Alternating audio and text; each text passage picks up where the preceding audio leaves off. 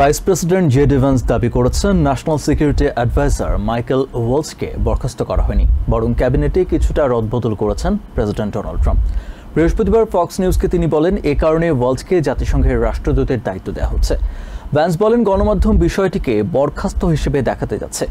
এক প্রশ্নের জবাবে এর সঙ্গে বিতর্কিত সিগন্যাল চ্যাটের কোনো সম্পর্ক নেই বলেও উল্লেখ করেন তিনি। ক্যাবিনেটে আরও পরিবর্তন দেখা যেতে পারে জানিয়ে ভিপি বলেন, ডিফেন্স সেক্রেটারি পিট হেগসেথকে সরানোর কোনো পরিকল্পনার কথা তার জানা নেই।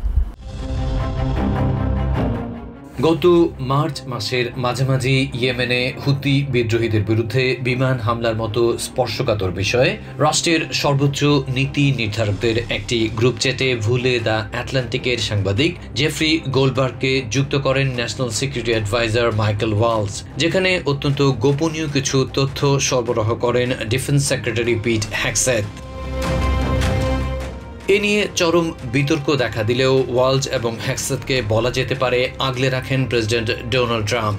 যদিও সূত্রের বরাতে গণমাধ্যমে উঠে আসে ভেতরে ভেতরে মাইকেলের বিরুদ্ধে ফুঁসছিলেন তিনি। সে সময় এসব কথা উড়িয়ে দিলেও দেখা গেল বৃহস্পতিবার সামাজিক মাধ্যমে ট্রাম্প ঘোষণা দিলেন ন্যাশনাল সিকিউরিটি অ্যাডভাইজার থেকে ওয়ালজকে সরিয়ে জাতিসংঘে আমেরিকার রাষ্ট্রদূতের পদে মনোনয়ন দেওয়া হচ্ছে।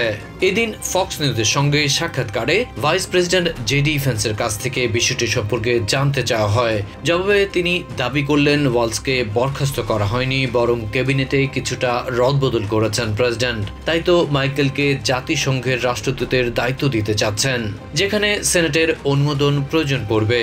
এটিকে তিনি পদোন্নতি হিসেবে বিবেচনা করা যেতে পারে বলেও জানালেন। ভ্যান্স বলেন, গণমাধ্যম বিষয়টিকে বরখাস্ত হিসেবে দেখাতে চাচ্ছে। এক প্রশ্নের জবাবে এর সঙ্গে বিতর্কিত সিগন্যাল চ্যাটের কোনো সম্পর্ক নেই বলেও উল্লেখ করেন তিনি। ক্যাবিনেটে আরও পরিবর্তন দেখা যেতে পারে জানিয়ে জেডি বলেন, ডিফেন্স সেক্রেটারি পিট হেগসেথকে সরানোর কোনো পরিকল্পনার কথা তার জানা নেই, কারণ পেন্টাগনকে ঢেলে সাজাতে পিট বেশ ভালো কাজ করছে বলেই মনে করেন ভাইস প্রেসিডেন্ট। এদিকে সিআইএ এর সাবেক ডিরেক্টর জন ব্রেনান এমএসএনবিসিকে জানিয়েছেন, সিগন্যাল গেট নিয়ে হোয়াইট হাউস অভ্যন্তরীণ তদন্ত করেছে এবং তাতে যে তথ্য উঠে এসেছে তা নিশ্চয়ই সন্তুষ্ট করতে পারেনি প্রেসিডেন্টকে। এছাড়া চাইলেও এই পদে পছন্দ মতো কাউকে বসিয়ে দিতে পারবেন ট্রাম্প, যেহেতু এক্ষেত্রে সেনেটের অনুমোদন লাগবে না। বুশ আমলে জাতিসংঘের রাষ্ট্রদূত এবং ট্রাম্পের প্রথম আমলে ন্যাশনাল সিকিউরিটি অ্যাডভাইজারের দায়িত্ব পালন করা জন বল্টন ওয়ালজকে সরানোর বিষয়ে অবাক না হলেও তার নতুন দায়িত্ব প্রসঙ্গে বিস্ময় প্রকাশ করেছেন। এনবিসি নিউজে তিনি বলেন, সেনেট কমিটি সিগন্যাল গেট কেলেঙ্কারিতে মাইকেলকে তোপের মুখে ফেলবেন। ওদিকে deputy national security adviser Alex ওয়াংকেও সরে যেতে হতে পারে বলে সূত্রের বরাতে জানাচ্ছে এমএসএনবিসি। এদিকে সংবাদ সম্মেলনের সময় হঠাৎ করেই স্টেট ডিপার্টমেন্টের মুখপাত্র ট্যামি ব্রুসকে সাংবাদিকরা ব্রেকিং নিউজ হিসাবে ট্রাম্পের ট্রুথ সোশ্যালের খবর দেন। এতে কিছুটা অস্বস্তিতে পড়তে দেখা যায় ব্রুসকে। ট্রাম্পের প্রথম মেয়াদেও মাইকেল ফ্ল্যানকে মাত্র 23 দিনের মাথায় ন্যাশনাল সিকিউরিটি অ্যাডভাইজারের পদ থেকে সরে দাঁড়াতে হয়েছিল।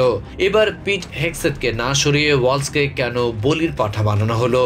এমন প্রশ্নে নিরাপত্তা বিশ্লেষকরা বলছেন, ইউক্রেন যুদ্ধে রাশিয়ার বিরুদ্ধে আরও নিষেধাজ্ঞার পক্ষে ছিলেন মাইকেল। এছাড়া ইরানের সঙ্গে পরমাণু চুক্তি নিয়েও আগ্রাসী মনোভাব ছিল তার, যা প্রেসিডেন্ট সহজভাবে নিতে পারেনি বলে মনে করছেন তারা। Adib Mohammad, TVN24 news desk.